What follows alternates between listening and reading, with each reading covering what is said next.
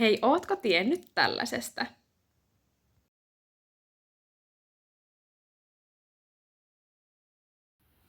Moikka! Me ollaan Tiina ja Sini ja me toimitaan Varhan alueella depressiokoulun ohjaajina. Masennuksen tunne on todella yleistä. Ja depressiokouluryhmäläisiä yhdistää se, että oireet on joko lieviä tai keskivaikeita.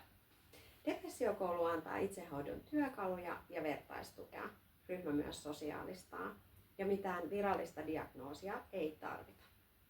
Yhtenä tavoitteena ryhmässä on masennusjakson keston lyheneminen ja masennuksen voimakkuuden väheneminen. Varhan alueella depressiokouluja järjestetään sekä kohtaavina että etäryhminä. Ryhmä kokoontuu yhteensä 10 kertaa ja tapaamiset on viikoittain. Kaikki ryhmät on myöskin suljettuja. Jos sä koet, että depressiokoulusta voisi olla sulle hyötyä, niin ilmoittaudu ihmeessä mukaan. Nähdään ryhmässä! Nähdään!